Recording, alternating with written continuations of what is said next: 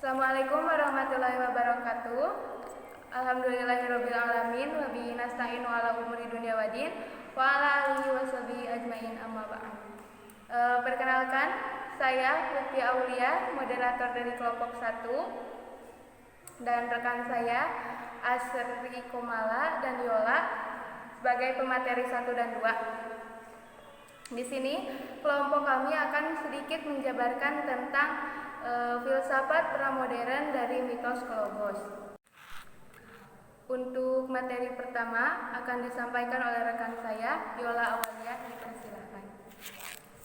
Assalamualaikum warahmatullahi wabarakatuh. Saya Yola Aulia. Di sini saya akan menjelaskan tentang pengertian filsafat. Yang pertama ada pengertian filsafat secara etimologi. Filsafat dalam bahasa Inggris dikatakan filosofi. Dalam bahasa Yunani, filsafat berasal dari filosofia. Filosofia berasal dari kata kerja filosofein yang berarti mencintai kebijaksanaan. Arti kata ini belum menampakkan hakikat ilmu filsafat yang sebenarnya, karena mencintai masih dapat dilakukan secara pasif saja. Dalam kata filosofein terkandung makna gagasan, berupaya memperoleh kebijaksanaan. Filsafat itu mengandung arti himbauan kepada kebijaksanaan. Kebijaksanaan itu belum diraih, masih diusahakan. Seorang filsuf adalah orang yang sedang mencari kebijaksanaan. Hadi Wijoyo, tahun 1980. Filsafat berarti cinta kepada kebijaksanaan. Menjadi bijaksana berarti berusaha mendalami hakikat sesuai. Berfilsafat berarti berusaha mengetahui tentang sesuatu dengan sedalam-dalamnya, baik mengenai hakikatnya, fungsinya, ciri-cirinya, kegunaannya, dan masalah-masalahnya, serta pemecahan-pemecahan terhadap masalah-masalah itu. Siagian, tahun 2003. Bahtiar pada tahun 2005 mengatakan bahwa filsafat berasal dari kata philos atau cinta, atau philia yang berarti persahabatan, tertarik kepada, dan sophos yang berarti hikmah, kebijaksanaan, pengetahuan, keterampilan, pengalaman praktis, intelijensi. Filosofia berasal dari kata philein atau philos dan sophia. Philein berarti mencintai, philos berarti teman, sophos berarti bijaksana, sophia berarti kebijaksanaan. Secara etimologi, pertama mengacu pada asal kata philein dan sophos, mencintai hal-hal yang bersifat bijaksana. Kedua, philos dan sophia, teman kebijaksanaan. Pitagoras menjelaskan sophia mengandung arti yang luas daripada kebijaksanaan, yaitu 1. Kerajinan, 2. Kebenaran pertama, 3. Pengetahuan yang luas, 4. Kebijakan intelektual, 5. Pertimbangan yang sehat, 6. Kecerdikan dalam memutuskan hal-hal praktis. Harun Nasution mengatakan bahwa kata filsafat berasal dari bahasa Arab falsafah dengan wajan, fa'lala, fa'lalah, dan filal. Dengan demikian, menurut Harun Nasution, kata benda dari falsafah seharusnya falsafah dan filsuf. Menurutnya, dalam bahasa Indonesia banyak terpakai kata filsafat, padahal bukan berasal dari kata bahasa Arab falsafah dan bukan dari kata Inggris filosofi. Harun Nasution mempertanyakan apakah kata fil berasal dari bahasa Inggris dan safah diambil dari kata Arab, sehingga terjadilah gabungan keduanya yang menimbulkan kata filsafat. Karena itu, Harun Nasution berpendapat bahwa istilah filsafat berasal dari bahasa Arab karena orang Arab lebih dulu datang dan sekaligus mempengaruhi bahasa Indonesia daripada orang dan bahasa Inggris. Kendati istilah filsafat yang lebih tepat adalah filsafat yang berasal dari bahasa Arab, kata filsafat sebenarnya bisa diterima dalam bahasa Indonesia, sebab sebagian kata Arab yang diindonesiakan mengalami perubahan dalam huruf vokalnya, seperti masjid menjadi mesjid dan karomah menjadi keramat. Karena itu, perubahan huruf A menjadi I dalam kata falsafah bisa ditolerir.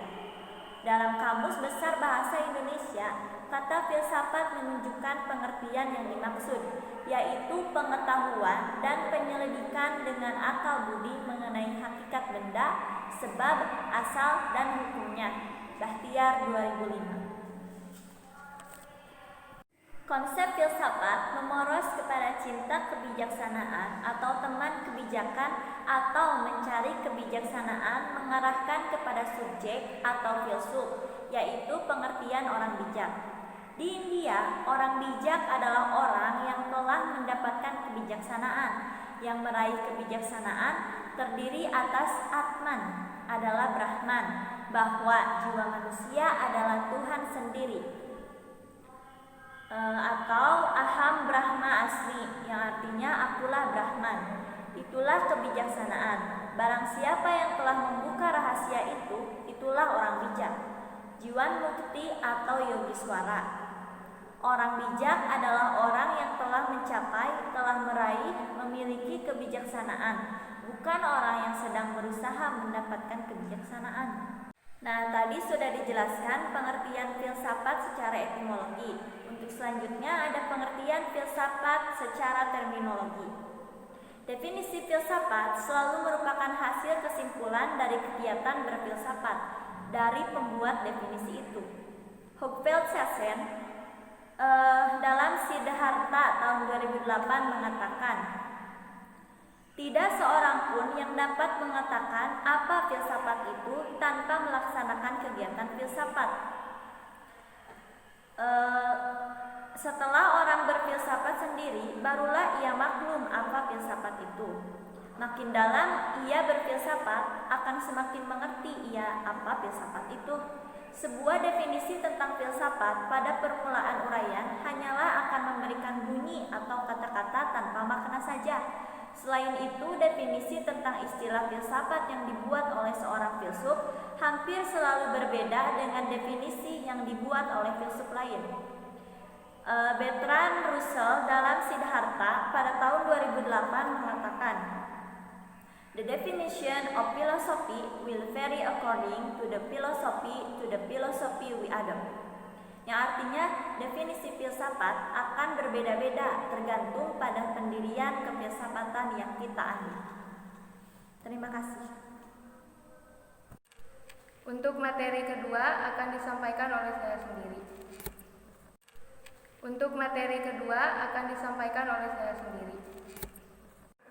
Nah, di sini saya akan menjelaskan tentang pengertian filsafat pramodern.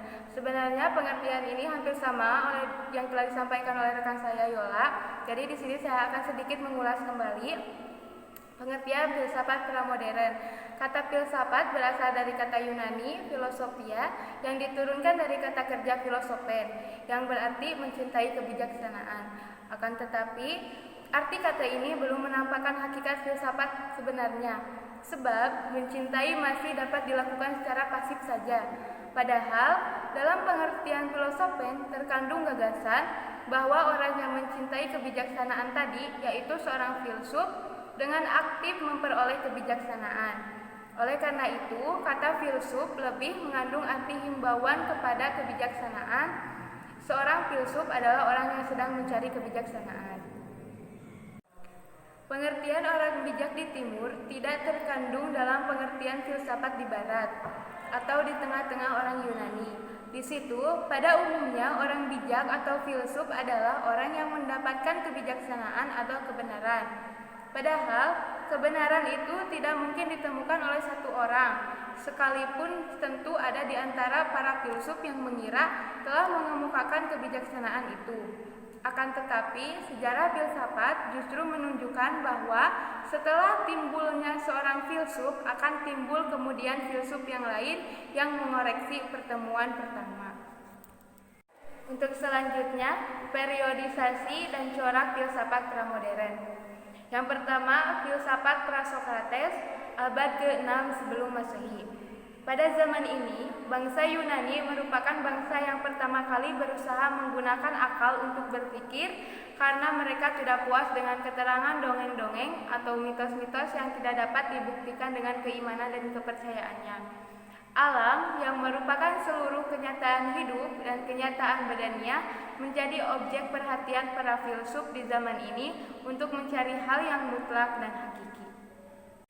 Yang kedua, Sokrates, Plato, dan Aristoteles.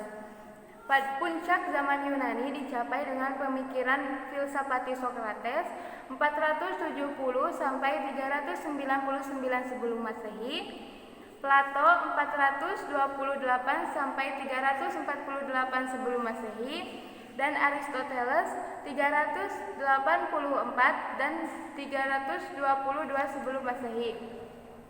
Pada zaman ini, pertanyaan tentang kehidupan mulai berkembang. Mereka tidak lagi hanya melihat keluar, tetapi juga mulai melihat ke dalam.